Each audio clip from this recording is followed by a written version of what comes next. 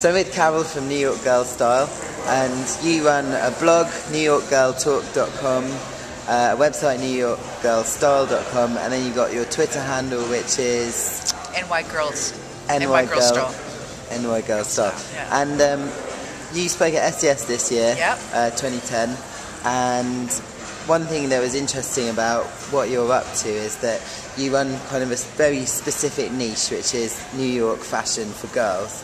And brands like Swatch and QVC are already picking you up and wanting to work with you.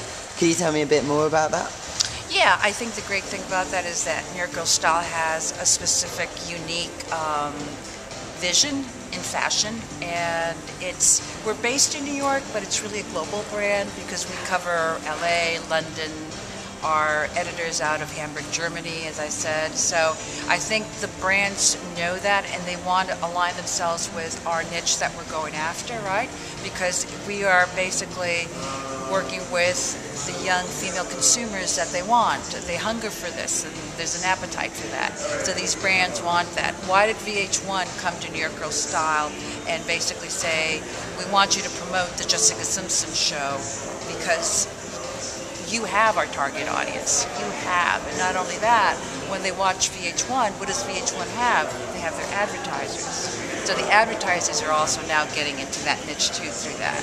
And what's the connection between big global brands and local blogging niches? I think the connection is that they know that local niches are very powerful, and when they have their brand aligned with a vocal voice, it's much more powerful than having a major player in that.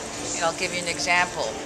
QVC, which is a national brand, a global brand, wanted to line itself with a brand in New York that was a local brand.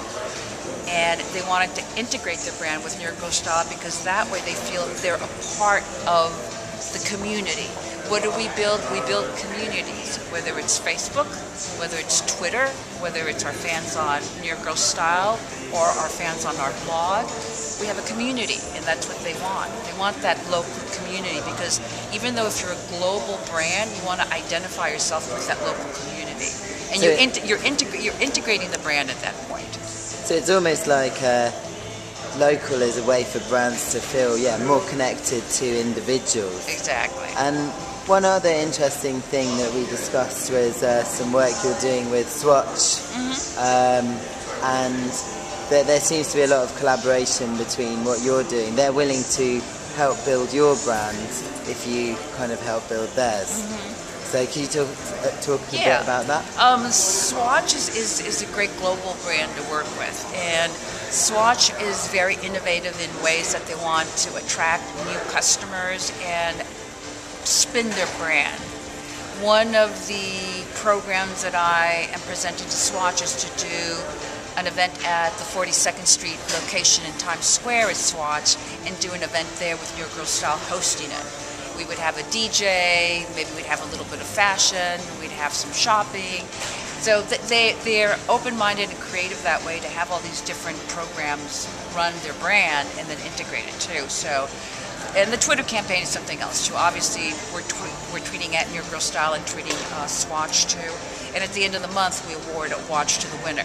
So who's ever tweeted the most gets the watch, you know. So it's creating critical mass in our social media platform also. And what we've built basically is from our Facebook, when we post and do a shout out, it goes to Twitter. So everything on Facebook goes, content is fed from New York Girl Talk, which is the blog, into Facebook also. So all that content on Facebook is really coming from New York Girl Talk. Right. And do you think because you're quite a small brand in yourself, do you think you're using tactics that actually a lot of local businesses could use? Yeah, I think what they can do is basically, we've built a platform basically to build our campaigns, like with the Swatch campaign, build it out. I think a lot of local companies could do that also and build, these platforms, So maybe a story they can take to these bigger brands is, through local audiences, you're connecting with people rather than just ideas. Yeah, exactly. And the brands want to connect to the actual communities. I think that's what they want to, because they want to feel like they're a part of a local community.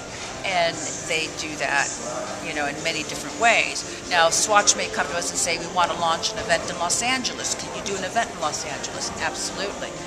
So we're based out of New York. We're still a national brand, right, and a global brand. Like I said, we'll launch in London, but still we have the face of the local community in New York. So it's a win-win for them. It's a win-win either way they see it, which if they want to stay in New York and launch something here, maybe go out to Los Angeles. And like I said, we're working with G-Star out in Los Angeles to do something with them. And finally, one thing you also commented on was that even though you're a local niche for New York, you have a lot of followers from London who seem to be interested in New York fashion. Yeah, absolutely. I mean, one of the things that we've noticed on our Twitter account is we look at our followers, and a lot of our followers are from London. And I think London and New York have a very close connection. And on our website, we also have featured contemporary British designer that came to New York that we actually did a photo shoot with one of our media partners. So there you go. Here's a designer from London featured on our website, shot in New York, with New York photographers, New York stylists, and the New York vibe. But then you've got this mix of, there you go, it's a global brand with a local community, with a vibe that's mixed up. And that's what makes us unique.